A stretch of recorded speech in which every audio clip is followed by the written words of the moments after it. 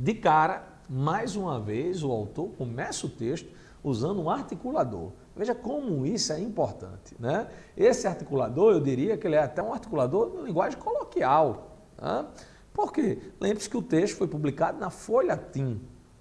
Folha-Tim é um caderno destinado aos jovens, então ele procura usar uma linguagem mais jovial. Tudo bem, faz sentido essa estratégia do autor. Né? E ele diz de cara que é um elemento contextualizador, né? Localizador no texto, como quem diz, primeiramente, inicialmente. Né? Vale dizer que a ideia de que as lan houses são o foco dos problemas de segurança da internet é incorreta. Ora, veja só, João Maria, ele está fazendo a mesma coisa que ele fez no primeiro parágrafo do desenvolvimento. Isso mesmo, você já prestou atenção, você já está ligado nisso. Ele vai combater o argumento contrário. Ele já disse, a ideia de que as LANs são o foco dos problemas de segurança da internet é incorreta. Ele já está questionando quem diz isso. E ele vai provar por quê? Será que ele vai provar bem? Será que ele vai conseguir fundamentar, vai conseguir rebater, contra-argumentar essa ideia de que as lan houses são o foco dos problemas de segurança na internet? Vamos ver qual vai ser a estratégia dele, porque ele vai apresentar logo em seguida. Veja só, eu já destaquei em negrito, a pesquisa mais recente do Comitê Gestor da Internet mostra que 66% dos incidentes de segurança na rede acontecem nos domicílios. Atenção, estou circulando aqui, ó, 66% dos incidentes. O que é que isso quer dizer, João Maria? Por que você circulou 66%? Sabe por quê? Porque o autor usou um contra-argumento importantíssimo. Ele argumentou por comprovação. E o que é que isso quer dizer, João? Isso quer dizer que informações objetivas são percebidas como prova irrefutável de uma determinada afirmação. Nesse sentido, o uso de dados numéricos pode ser um interessante recurso. Agora, desde que correspondam à verdade e que seu significado seja claramente explicado no texto. Desde que seja verdade e que seu significado seja claramente explicado no texto. O que é isso? O que isso quer dizer? Aqui comigo, meu amigo vestibulando. Olha, o argumento por comprovação constitui uma prova irrefutável, desde que você tenha os dados verdadeiros, né?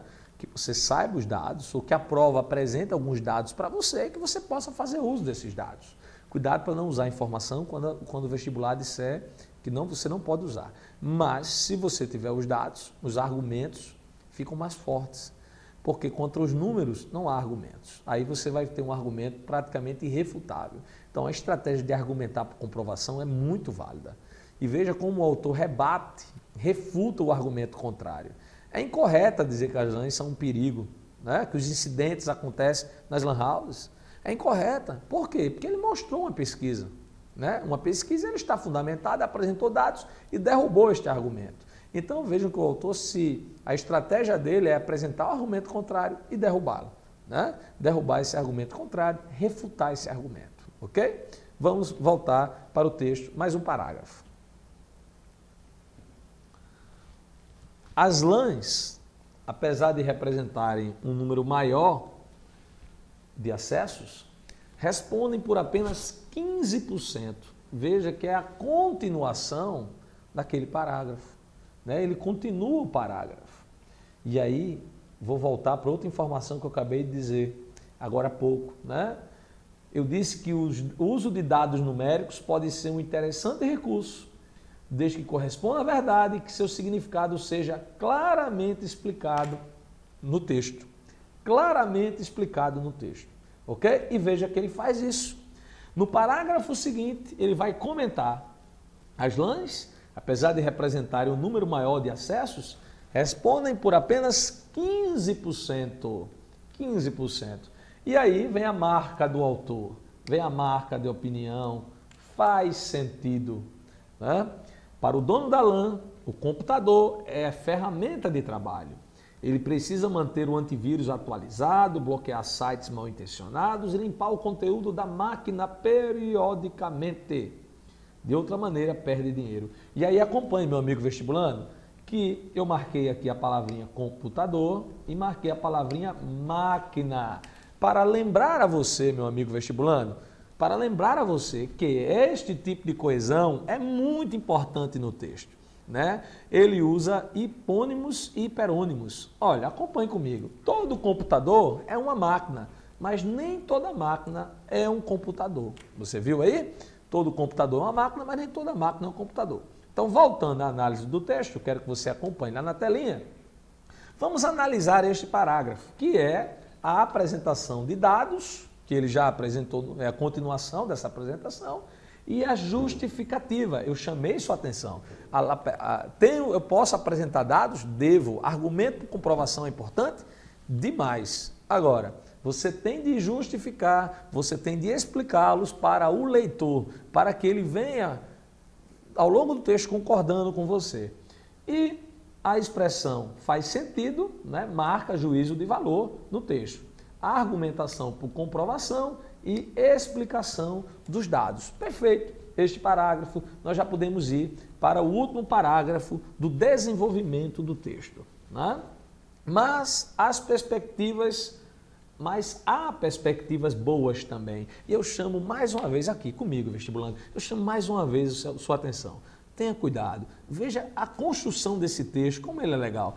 Em todos os parágrafos, o autor inicia os parágrafos de desenvolvimento com um conector, seja de explicação, seja de contextualização, localização espacial, seja de oposição, seja de concessão, mas ele está sempre fazendo uma alusão, seja uma coesão referencial, ele está sempre fazendo alusão a uma ideia anterior, a uma palavra, ao parágrafo anterior, ele está sempre amarrando o texto.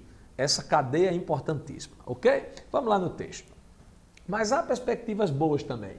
A Câmara acaba de criar uma comissão especial de inclusão digital com o objetivo de tratar as LANs de maneira positiva, ajudando na sua formalização. Hoje, muitas delas acabam tendo de se registrar como padaria, salão de cabeleireiro, loja de informática e assim por diante. Isso para não caírem na categoria de casas de jogos. Os antigos fliperamas, sujeitas a várias restrições, inclusive fiscais. O que nós temos nesse parágrafo, além do mas, que estabelece uma oposição, né, com tudo que foi dito anteriormente? Por que tudo? João Maria, não é só com o parágrafo anterior, não? Não, porque até agora ele só havia falado de perspectivas ruins para as lan houses. Então é com o texto inteiro até agora. Esse parágrafo tem a confirmação da tese de que as LANs são vistas de maneira negativa. Ele confirma isso. Por isso que ele diz que há perspectivas boas agora. Finalmente, chegamos à conclusão do texto. E vamos ver como o autor marca isso. Veja só. A ideia da comissão é criar uma categoria própria para a atividade das LANs, fazendo com que estados e municípios as tratem de modo mais uniforme e simplificado. Afinal, é bom lembrar que a maioria absoluta das cidades brasileiras não tem uma boa biblioteca, cinema ou livraria, mas praticamente todas têm lan house.